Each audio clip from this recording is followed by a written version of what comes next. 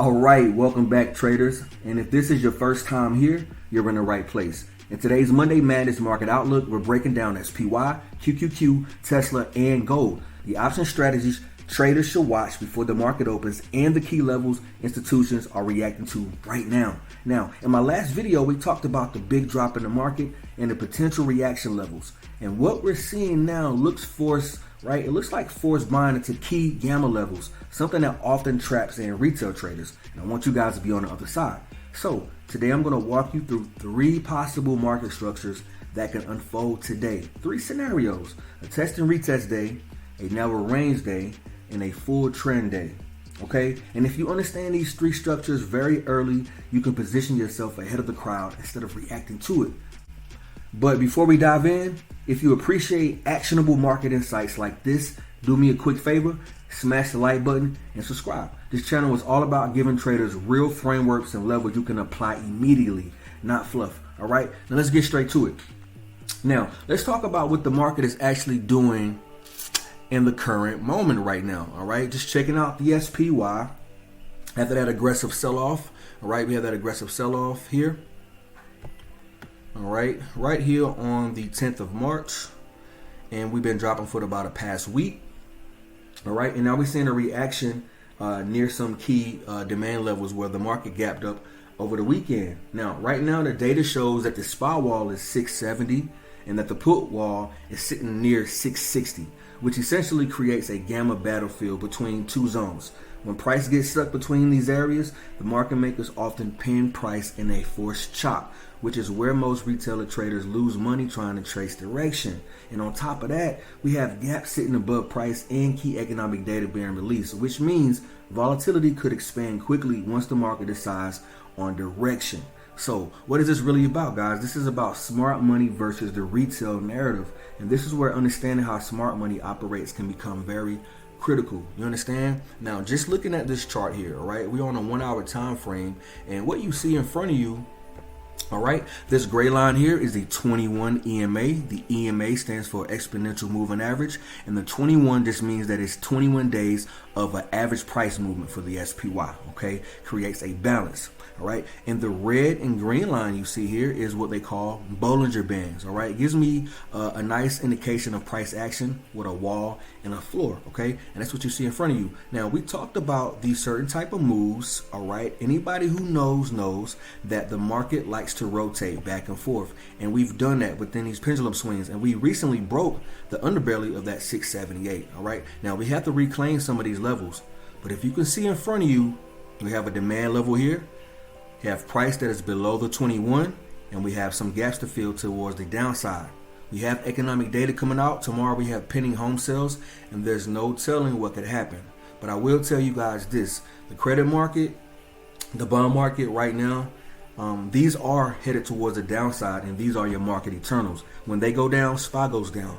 The only mixed signal that we have is the VIX. Okay, the VIX is showing some signs of a contrarian view, right? So we're falling, and usually whenever this falls, SPY likes to go up. And to make this very clear, the VIX is a volatility index, right? And so it's saying when it falls, more people are buying calls on the SPY, and when it rises the way we rose here, all right, just last week, a couple of weeks ago, the market dropped a bunch. Okay, and so whenever this goes up extremely, SPY falls extremely. All right, and whenever it starts to go down, SPY goes back up. Now you can check these dates here.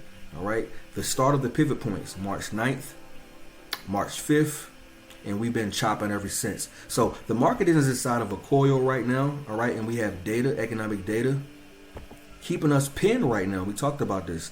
The market makers and the hedge guys, they're hedging their positions, and this creates that chop that we see. Now let's get back over to the actual credit market. These are your market eternals, guys. Market eternals. The credit market right now is something that I like to watch as a gauge, right? A market eternal ahead of the SPY move. Being that we have gaps toward the downside on the SPY, we have a gap here with the credit market, and post-market right now we are below closing price. All right, this is not going to look good tomorrow coming in for the SPY. You understand? All right, so let's get back over to the SPY. All right. Now, institutions, they don't chase. Okay, guys, they don't chase at all. And I want you guys to be chasing moves. All right, the way retail traders do. They position early. They create the liquidity. I like to say all the time, just regular people, just human talk, like no BS, right? The people who understand how trading really works, understanding the option chain, the gamma squeezes, the advanced orders, right? Knowing where their entries, their exits, and their risk management. Those who have that tight, we're the people that are creating the patterns on the chart because we're with that edge. It's pure price action and market structure. Please let me know in the comments if that makes sense. I would love to talk to you guys and talk back because I want that to make sense to you. Instead of chasing candles, you create the candles by executing out on your edge. All right, that's how we position early. We create the liquidity and then they let the retail traders react emotionally to the moves that already are planned. Let me say that again. We are positioning early. It creates liquidity, and then that allows the retail traders to react emotionally to the moves that they've already planned. They, meaning we, the smart people, the people who are trading this way, right? So when we see forced buying after a big drop, we have to ask ourselves a very important question. Is this real accumulation or simply a liquidity move before another leg down? That's what you want to think about, okay? So going into the day, there are three main structures you want to watch here, all right? And number one, we want to try to test and retest day. Now, we do have the 5-minute time frame pulled up. Let's go to the 15-minute. All right, let's go to the 15-minute. Now, today is the 16th, all right? Now, this is what we have today right in front of us, all right? Now, pay attention. We have a gap up, right? This area here is a gap. This is an imbalance. All right, there's no buyers and sellers that are present. Creates an inefficiency in the market. Right now, we are still above it. We are inside of a bull range, a small macro bull range, right? A big move up into a range. So a bull move up into a range. We gapped up. Traders were trapped. They chased puts last week on a Friday, and now look what we have. All right, we have a big move up within a range. So we could very well come back down, touch the bottom of this range for SPY at 667, or we could fill that gap, stop at 665. 665 is a very important level to watch. Now, if you're not in these trades overnight, you didn't swing trade, lucky you, you're going to be able to watch these trades and decide whether or not you want to partake in some setups. But always think about risk to reward. It's always important to think about risk to reward, all right? Because if you wanted to take calls here, that was the best risk to reward rather than chasing calls here. You understand that? It left from here. This was a better spot to buy. Price gapped up over the weekend. All right. We created this resistance level right here, right? Where we have these lower highs. Market structure that's a little bearish, right? The bulls can't get past and the bears are taking control. All right. But the best risk to reward for calls were down here while people are taking their profits. And we have that chop. Now, remember, we talked about 3-day types. Today looks more so like a test and retest within a range. Okay. Why do I say that? Because price went towards the upside here.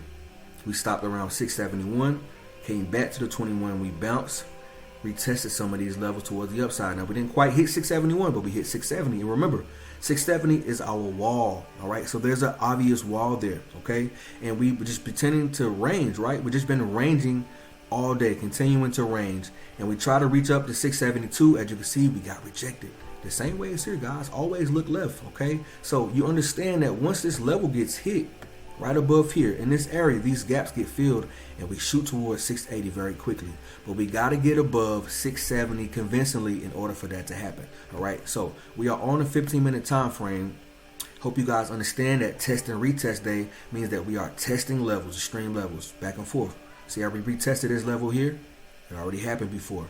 Test and retest within a range. Why do I call it a range? Because we have an established high and an established low. All right, and within these prices, this is what you have is a range. Okay, that's what you have within a range. So where's the best trade? The best trade would be below here. But if you're not in the trade and you wake up tomorrow and we are already down here, you want to be thinking the opposite, okay? All right? You want to be thinking the opposite for that high low to be created, right? High low to be created, okay? We could flush even further. We don't know yet, but the scenario is if we are here when we wake up in the morning, you don't want to be the one chasing. You want to be thinking the same thing that happened here over the weekend. You understand? Now, we don't know what's going to happen, but this is a gap. The gap could fill and it could reverse right, back towards the upside, which will look something like this. We have a gap fill and reverse. We start bouncing, all right? However it looks, however you want to put it. Gap fill, reverse, all right? The next scenario would be a what? A gap fill and go.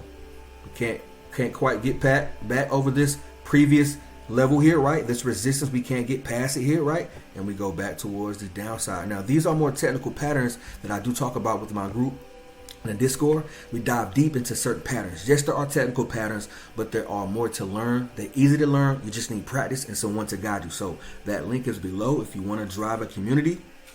That link is below if you want to join a thriving community that teaches you how to fish while you learn, all right? Check out some of my older videos that talks in depth about the technical patterns that we can see. All right, now, test and retest day, gave you guys that, gave you a scenario here for it to retest these bottoms. Now, the next thing I want you to think about is the fact that there's economic data all week, okay? We have Fed members that are speaking, and this is going to be really important when it comes to understanding timing, all right? You want to really time the market. And since you see that we have that test and retest day that formed into a range, right? A little bull flag range that we have right here. It's kind of tricky because you would think that it's bullish. And this is where people get trapped. The context is missing. We have gaps, we have data, and we have the market eternals we talked about. The credit market, the bond market.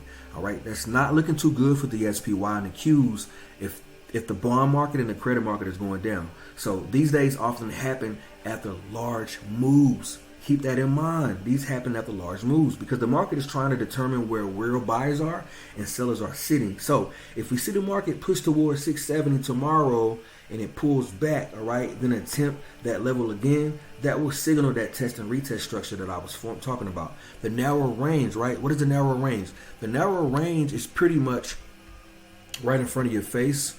All right, that's the second day type, a narrow range. All right, now we're range within this range, we're going back and forth within price. All right, that's the second possibility, especially when we get back down here. We can always range, right? Now remember, guys, that ranges act like magnets. Price always go. Here's a range here. All right, this was a range. Okay, that was a previous range. You see that, right? Price fell, and what do? We rotate back here. Okay, we came right back here, guys, to that range here. Okay, ranges act like magnets. Remember that. Now, between the major gamma levels, which right now are, it appears to be roughly 660 for the put wall and 670 for the call wall. We can clearly see that. But when that happens, price can move sideways most of the session as option positioning keeps price compressed. All right. Again, when this happens, price can be sideways and most of the session as option positioning keeps price compressed. These are the days where patience is critical because chasing small moves inside of a tight range is exactly what the market wants traders to do. So you got to scalp in these environments. You got to be able to scalp and not to be greedy. You got to be in and out. You see, we stayed in this range all day, right? And now we're sitting at the bottom of that range with a gap below us, right? And a possible overnight push. We don't know what's going to happen. We have to wait and see if you didn't swing. Now, what is a trend day? All right, the third scenario that I would love, right? I'm going to go to the 1 hour chart, all right? We do a lot of execution on the 1 hour and the 4 hour. Letting the higher time frame be our bias. Now, this is the 1 hour time frame. Now, if you're noticing these green, yellow, and red lines on my chart and wonder what they mean, this is my daily price movement range. That's right, the daily price movement range. And this comes from the daily price on SPY. And when you put these lines up here, not just any regular lines. These horizontal colorful lines represent the low price, the midway price, and the high price of the daily price movement range. And within that price range, we find trade setups on the smaller time frame that we got from the daily, all right? And so, like I said, a trend day, possibly, all right? A trend day, possibly, I want to see, right? If price breaks one of these major levels with momentum, the market could expand quickly. For example, a break above the call wall. So let's do that together, okay? A break above the call wall. Let's move it up, make sure you guys can see. All right, so where's the call wall? The call wall is right here, obviously been rejecting, right? Obviously, we were rejected from 670, 672. Now, if we break above it, all right, buyers could push price towards the next levels of 679 and 680. Okay, I'm giving you that, guys, now. All right, we could reject from here, 670, break out and pull back. All right, if we're still bullish and volume steps in, right, we get that volume that steps in right there to catch us right here, that volume, and guess what, guys? That creates a elementary pattern we call a higher low. Simple as that. Catch our parallel channel, we ride our momentum up to retest these highs. Don't be greedy. Take some of your profit. All right. So again, if buyers can push past this wall here, right, the next liquidity zone, and we lose the put wall, all right, sellers may drive market lower looking to fill these downside gaps. All right. So I want to say that again. If we break above the call wall and buyers could push toward the next liquidity zone, period. I gave you that scenario. But if we lose the put wall, which is at 660 right here, all right, that's the put wall, sellers may drive prices a little bit lower to fill some of those gaps towards 650 and the 640s. You got to understand that the gap is here. So if the gaps get filled, that's a nice risk to reward from the bottom of the range, from 677 to around 664. That's a nice 3 to risk to reward ratio. Those runners run and we catch that demand zone here at 661. Well, from here, that's another $8 to $9, $10 move. What is the best trade? Which one do you want to catch? Down here, right? Did you swing trade, taking your profits whenever it do drop? These are things you have to establish, right? What's the best trade setup? Which one do you want to take? And you got to understand the timing and structure, price action, market structure, and pattern recognition. Now, trend days are where the biggest opportunities appear, but only if you're positioned correctly. All right, you got to position correctly. What does a trend day look like? Now, I'm telling you right now, this exhibit A here, this is a trend day. Okay, because we have established this is a price point. We went up, came back, but we created a higher low, just like right here, guys. Then we went up again, we came back to the 21 and created a higher low. You see that in front of you. All right, this is a trend day. We continue to go up until we didn't. That's what a trend day is. Consecutive higher lows, consecutive higher highs. That's what you want to see. All right, and that's what we have on these dates here between March 9th and March 10th. Now that trend day lasted for about 2 days. Could we see a trend day or a flush? We got to understand what the banks are doing and how they're positioning. That's the only thing you want to think about when it comes to the optimal trade. And a lot of folks don't trade this way, but you guys are watching my videos, so you're going to get some value from these. So give yourself some time and some grace to rewind, to study if you need to. I know that some of these things could be a little difficult if it's your first time hearing. So here's the question I want you to think about, all right? Are we seeing real buying or simply a positioning move ahead of economic data? Because the answer will likely determine whether this market compresses or explodes into volatility. You understand? All right, so here's the final market game plan as you guys watch. The game plan into today was very simple. We gave out those instructions, all right, that we wanted to take profit around 670. We gave out that information already. We also gave out some plays for ticker symbol WULF. All right, WULF. This is Wolf, Terra Wolf. We talked about this. All right. We gave out these call outs for Wolf around 13, 14 bucks. All right. So this was a couple of days ago, and we've just been going up ever since. I wouldn't suggest chasing. We do have some gaps to fill. Price could drop, right? So I want to try to catch any sort of pullbacks on a 1 hour time frame. All right, we could pull back to stop at 15, right, at the 21, or to fill these gaps here. All right, and if we do, I want to try to catch that parallel subjective channel or hidden channel to maybe try to buy it back again to average higher than what we bought before. Are you guys with me? All right, just wanted to give you that quick tidbit on what we had in the Discord. SPY is the corporate, and this is the game plan. Make sure to smash the like button if you've been enjoying this content so far. All right. Now, I want you to watch how price reacts near those major levels tomorrow. Understanding that we could wake up to lower prices or higher prices. If you're not able to execute tomorrow because price has broken out of this range, you already know what to do, guys, if we go up or go down. You already know that, how to execute, not to chase, not to be a retailer. All right, watch how price reacts near those major gamma levels. If the market stays trapped between them, expect the same range conditions. If price breaks one side with conviction, That's when we start looking for the trend continuation. Don't chase, wait for pullbacks, right? Higher lows. The key is to let the market reveal its first hand.